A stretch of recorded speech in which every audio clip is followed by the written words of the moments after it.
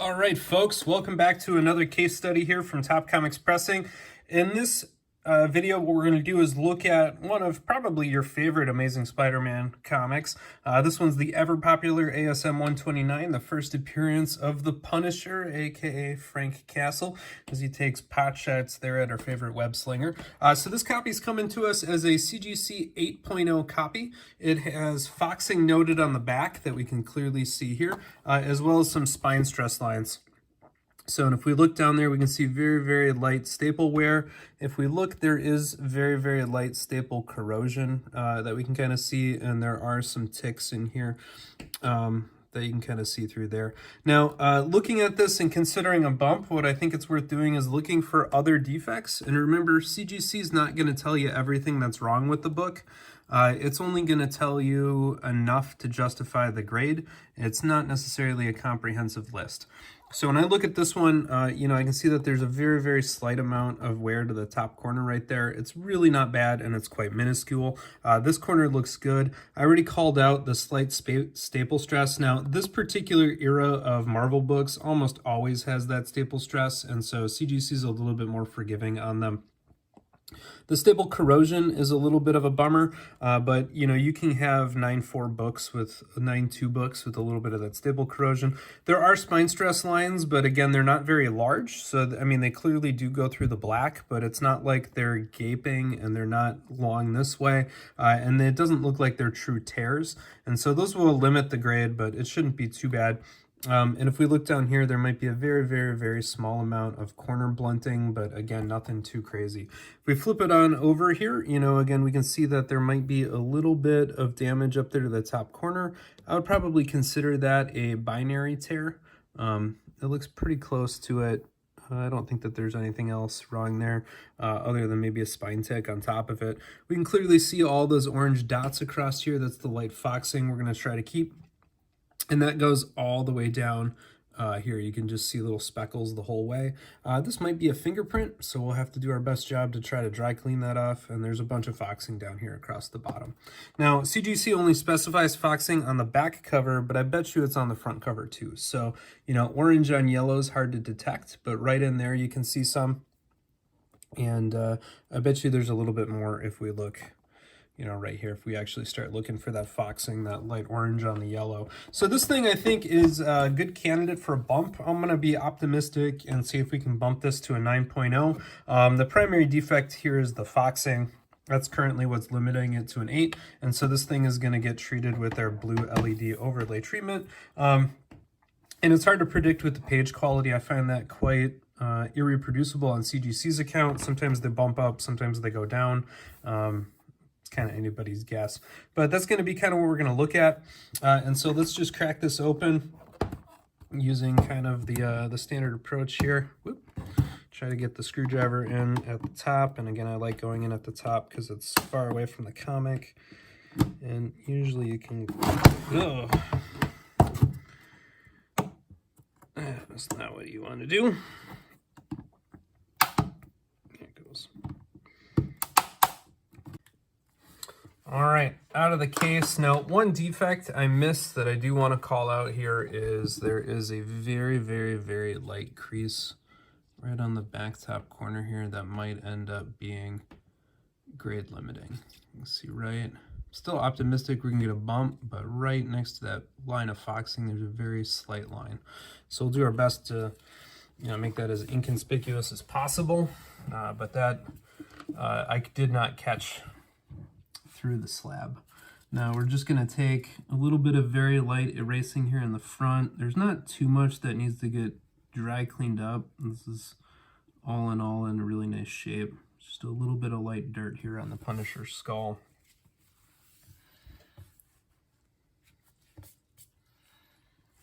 I don't see a whole lot else here. Maybe just a little bit right there. Can take the eraser gently down the side of the spine. Maybe a little bit right next to the 2 and the 20, but nothing too crazy, nothing worth getting worked up over. On the back, it looked pretty clean as well. I think most of what you see here is actually foxing. I'm just gonna always do with the rear spine. Just a little bit here by the Evil Knievel.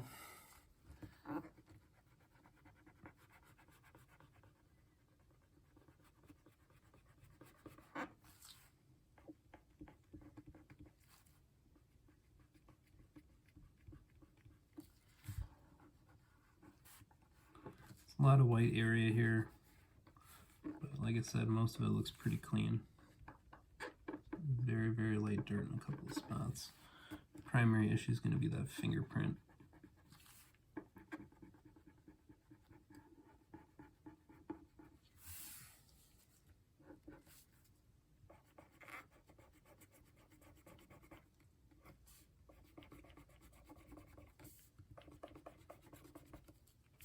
Let's try to do what we can with the fingerprint here.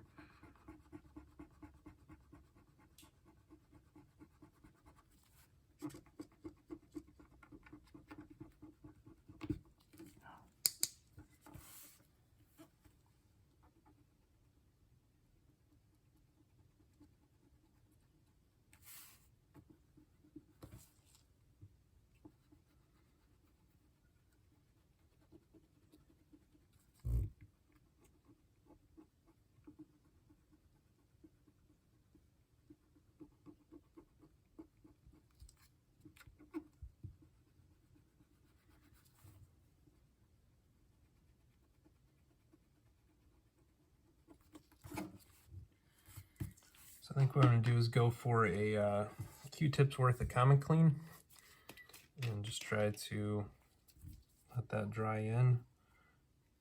Okay,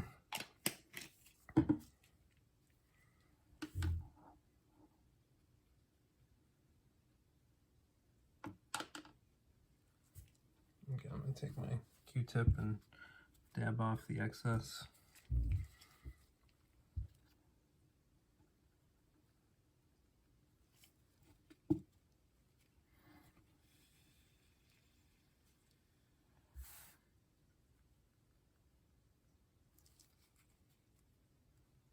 You definitely don't want to rub while it's wet, so we'll let that dry as we go across the top.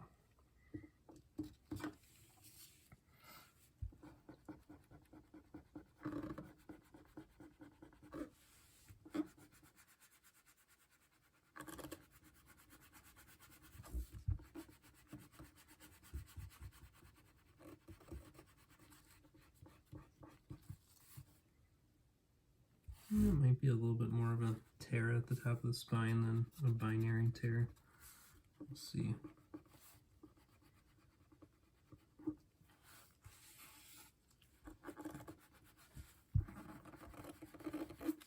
That'll be about it. Alright, I'm going to take my micro eraser because I don't want to rub on the 1973 down here.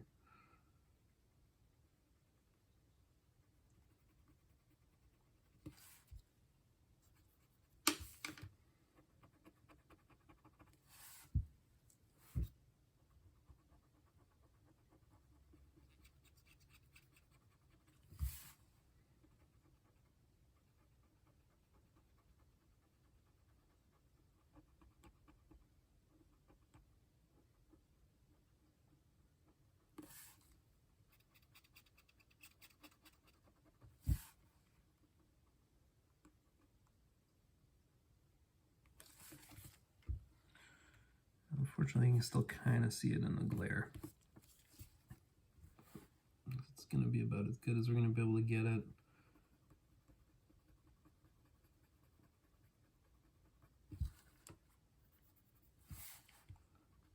Definitely is a lot less noticeable. So I think that's going to be about it for the dry cleaning. This beast is going to go in the blue LED light box, and I'm anticipating doing 4 exterior treatments on the front cover, 4 exterior treatments on the back cover, and then I will probably do 2 to 3 treatments on the interior cover. So that's going to be somewhere between about 12 to 14 total treatments. On this beast. Each of those are going to be, our standard blue LED overlay. So check out my example in the Amazing Spider-Man 316 for how I do that. And come on back and check on it then. Hopefully that foxing will be greatly resolved. All right, I totally spaced and forgot to take a look at this before it went back into the press, but it is now flattened out. It is quite a bit brighter, and almost all the foxing has been removed. So this one from an 8.0, I think it looks like a much higher graded copy right now. I think the unfortunate thing might be those two creases on the back top corner, right here on the back side. I think those might ultimately prevent too much of a grade bump, depending on how CGC views them. And remember, they add up the length of all creasing, and so two small creases ends up getting added together, and unfortunately at the high end of that scale it's very easy for it to drop down. So fingers crossed that this will come back, you know, an 8.0 or an 8.5 or a 9.0 book. You know, at least that's what I'm hoping for, but we'll see how it goes from CGC, and stay tuned to see how this shakes out. All right, folks, CGC has sent out its formal decree on this copy of The Amazing Spider-Man number 129. This copy was previously an 8.0 off-white white pages, and CGC by royal decree has now declared this an 8.5 copy with the all-important white pages. So a very modest bumpski there on the CGC grade, but we were able to push it up from that off-white white to the white pages with the blue LED work. That white pages is definitely desired by a number of collectors, particularly for these key issues, who are looking to max every element of it. And so I'm calling this one a win. You know, I think deep down inside we all wanted to see that 9.0, but sometimes you just can't squeeze enough juice out of the lemon. In this case, it's certainly not a lemon, although it does have the yellow cover that you kind of appreciate there. Anyway, moral of the story is this one did get a bump and an increase in that page quality, which is something that I think we can all appreciate. Please go ahead and leave a thumbs up for this video. Watch it on your friend's computer and leave a thumbs up on their computer, and then watch it on your sibling or spouse's computer and give it a thumbs up on that one too. Go ahead and click the subscribe button down below. Share it with a friend on another social media site. And as always, keep on collecting what you enjoy. Excelsior.